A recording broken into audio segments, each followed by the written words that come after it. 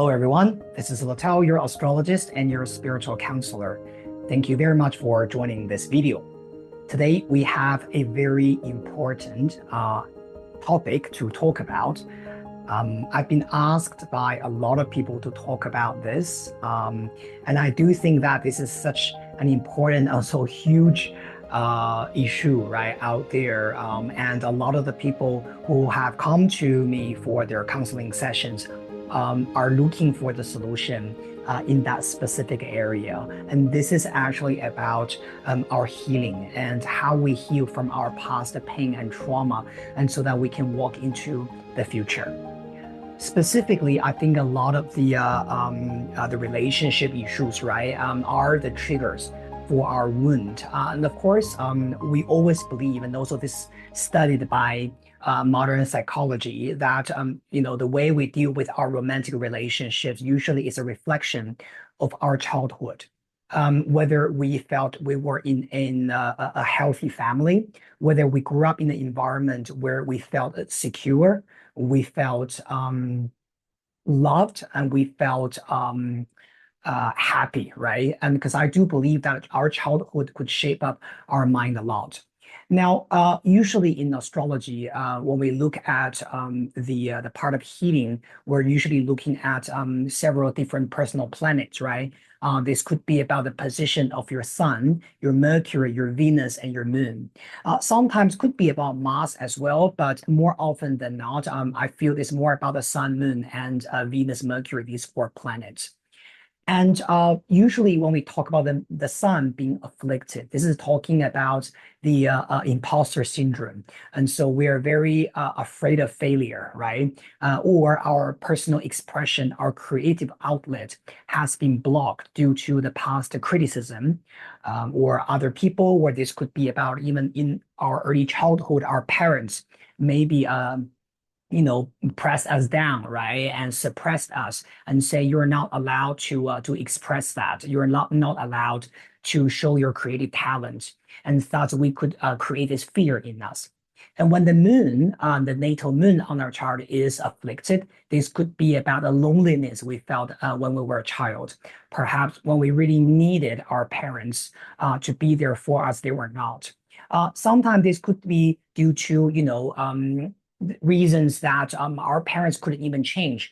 Perhaps you were born in a family where the parents had to work very hard, right, in order to support the family, and so they didn't have time for you. They didn't give you enough attention, not because they didn't want to, but because they didn't have a choice.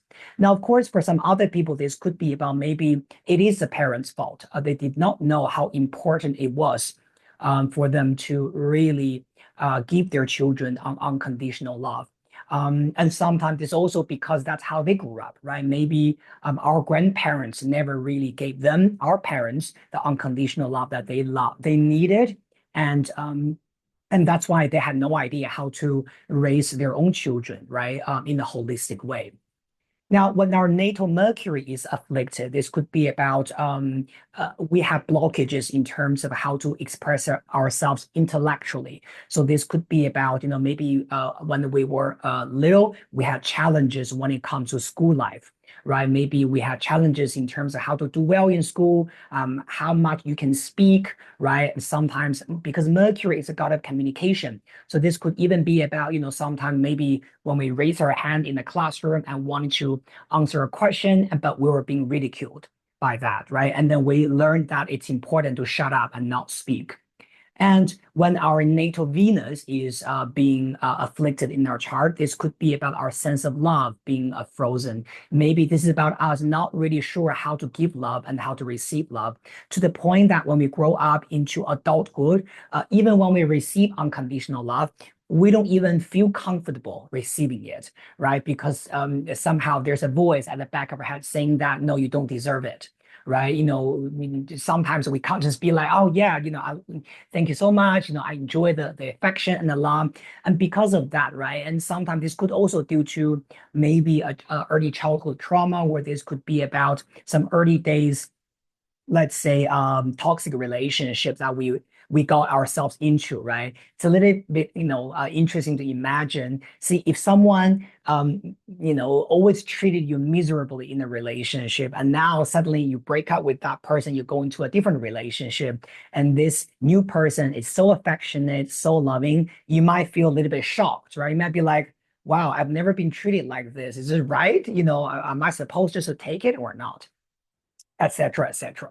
Now, all these kind of things in astrology we can look at. In a session, that's what I do is to look at the aspects between different planets, and also based on your birth chart, the birth time, the house allocations, the signs that each planet is in, and to look at the potential challenges. And also on the other side, we're looking at your strengths and also your advantages in this lifetime. Now, the second thing that I want to talk about is when it comes to healing, right? I realize that there are usually different reasons why we find it challenging to heal. Of course, we all know that, okay, I need to heal, right? But what are the challenges and why is it so difficult for us to let go of that pain, right? And to sometimes it's us, right, putting ourselves in that space to keep suffering from what should already been discarded, right, out of our lives. Now, based on my experience, I have listed basically five main reasons here. Now, of course, after listening to this video, if you feel that there are also other things I haven't mentioned, please feel free to comment below the video. I would love to hear you guys' thoughts, right?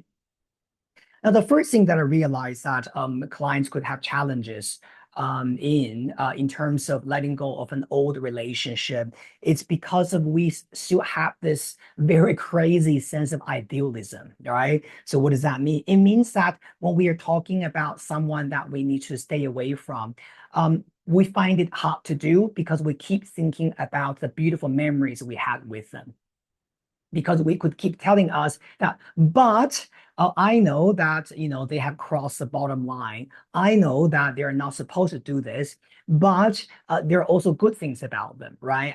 For example, when we first got together, maybe that person was very attentive.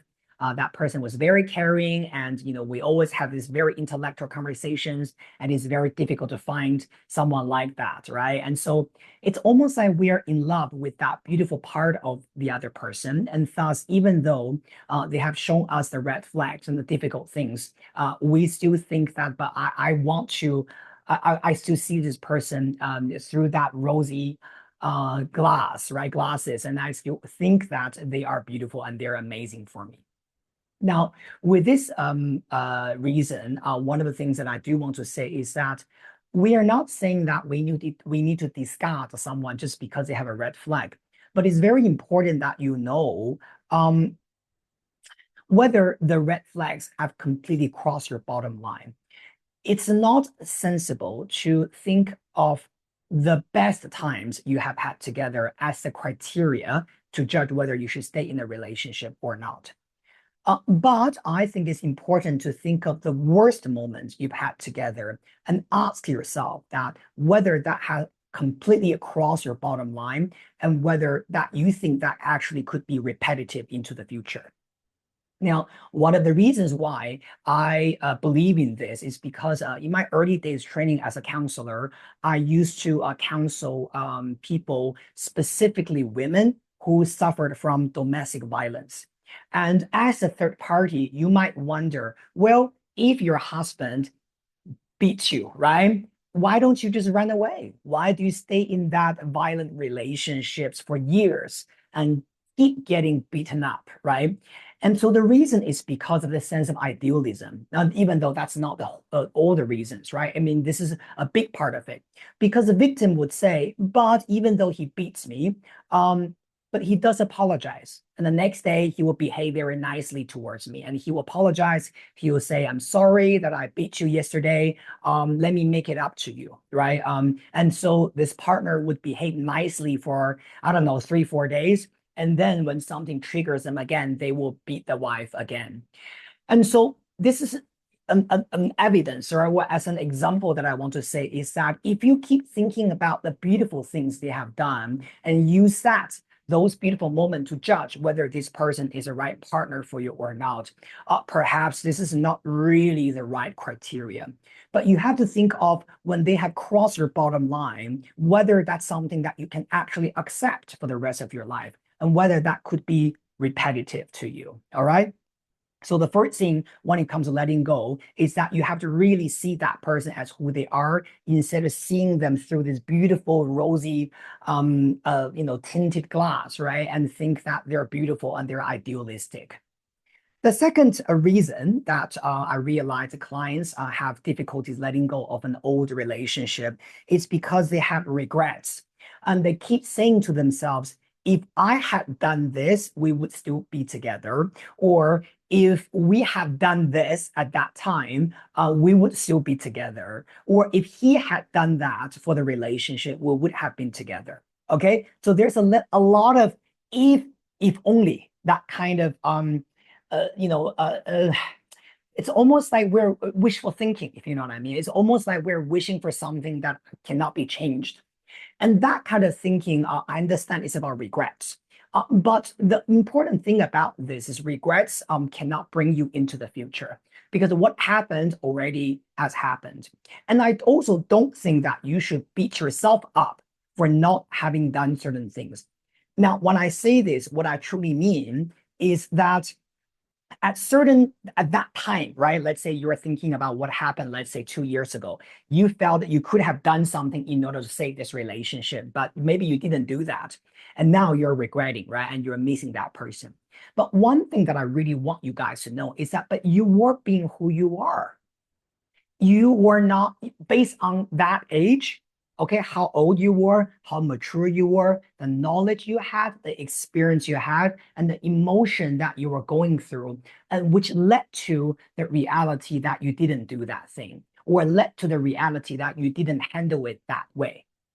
I want you to understand, yeah, meaning that even if we could turn time back, right, to 3 years ago, 3 years ago, or 5 years ago, you would still have done the same because your logic, your emotion, and whatever environment you are in led to that result and led to that action. So I don't really want you to blame yourself for, oh, if I had known better, I would have blah, blah, blah, blah, blah. Well, because you wouldn't have known better because you were young because you are going through that a lot of things at that time. And of course now looking back, right, in hindsight, you could think this, right, as a mature teacher, like a wise person, right, like relationship coach filled with wisdoms, and you can say, oh, I could have done that, or I should have done that, why did I not do that?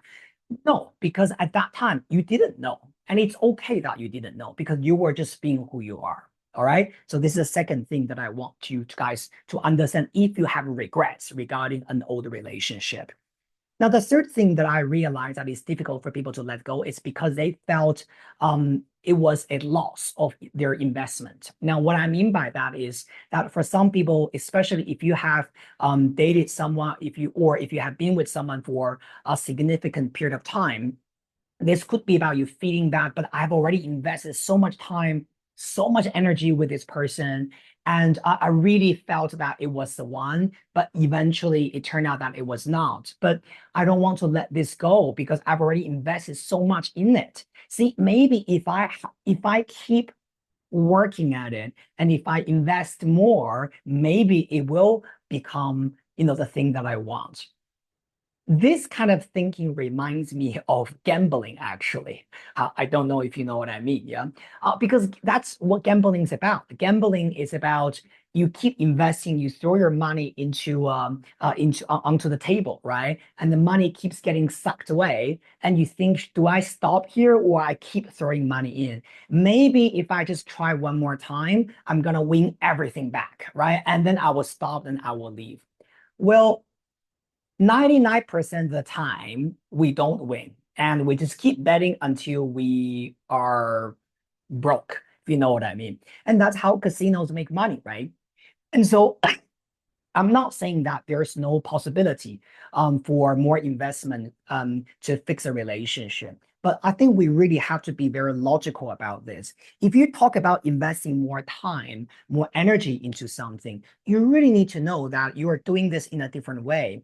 Because if you are continuously doing the same thing, then nothing will change, right? For example, if I want something to be fixed, like a relationship be fixed, of course, time and effort is needed, but we have to do things differently, right? I need to have a very clear conversation with my partner about, okay, things have not worked out. I'm ready to give it one more try, but are you going to change or am I going to change? All right. So this is about investment cannot be blind. It has to be based on some kind of practical changes or improvement that you actually both of you agree to work on, then it's worth another chance. If things are always the same, you're just keep putting your time and money and effort into it, it's not gonna change. Okay, so this is something that I also want to say. Now, the next reason why people cannot let go of the past, this also quite common, is because of anger. All right, this is usually specifically important to people who have already broken up, but they felt it was unfair to them. They felt they were treated in an unjustified manner, and either they were wronged or they were treated without respect, right? They were disrespected basically in the relationship. And so they felt they can't let that go, not because they want that person back, but because they felt it, they felt there was a lack of justice, right? It's a little bit like, let's say someone hurt you physically, right? And you call the police, right? And the police take that person to the police station and eventually charge them. So the reason what we want in that situation is I want to know that this person is going to jail, right? Because this is to pay for their behavior. So this is about a common a thinking, yeah, for human being because we want justice. Now, this kind of anger is about that justice. It's about I'm angry with you and you're not apologizing to me. You wasted my resource, you wasted my feelings, you wasted my love, and I want you. I'm not just gonna let you walk away like that, right? So that's what I hear very often from clients who have anger issues with their previous partner. This is a big topic to talk about, actually. I maybe in the future I will do a specific, video about, how to let go of our anger. But in this specific video, I just want to mention one thing. Yeah, if you have anger towards a past partner, there are two things I think we need to know. The first thing is we also have to take accountability in that. Usually, anger comes from this subconscious feeling that I was the victim. You oppressed me. You victimized me. And that's why, I have anger or I hate you or whatever that is, right? But one of the things about relationships is two people's dynamic, right? Someone might victimize you, might want to do certain things to you, but did you let them? Or did you have this, earlier coming back to the first thing that we talked about, this illusion that but I still believe in you. I still love you, right? I just see you as this beautiful person. That's why I keep neglecting the red flags to the point that you actually hurt me so badly. But when I realize that I'm so hurt, it's too late. And thus all these kind of love is turned into hate. And so one thing that I think we have to do is when you're angry with a partner, I think that you also have to ask yourself that what part of this am I responsible? Should I have let this go earlier? Or was I blindly trusting it? Was I blindly waiting for things to improve, right? To the point that I'm so damaged and thus I have so much anger. Now, the second thing about anger is that you also have to know that forgiveness is not about whether they deserve it or not. I've heard from clients when we talk about forgiveness, and they say, but he doesn't deserve it. He did all these awful things to me. He doesn't deserve forgiveness. That's why I'm not going to forgive him. But one of the important things we have to know is that forgiveness is not for them and has nothing to do with whether they deserve it or not. Forgiveness is for yourself. It's so that you can actually let this go and move on in your life with positivity, with a healthy mindset, and perhaps it will also help you welcome the new relationship in front of you. But you not forgiving and feeling unresolved with the past actually is not really helping you to welcome that beautiful future. So one thing that I want to say is that if you really say he or she does not deserve your forgiveness, okay, I'll give that to you. Okay, I agree with you. Maybe they don't, but you don't do the forgiveness for them. You do it for yourself. And if you have love for yourself, please try that. All right. Now, the final thing that I hear from clients when it comes to it's difficult to let go of a relationship is loneliness.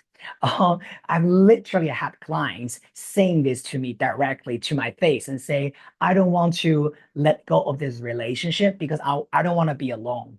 All right. I'm lonely and I don't like to be alone. I don't like to be single because I feel very vulnerable. I feel very lonely. I need someone.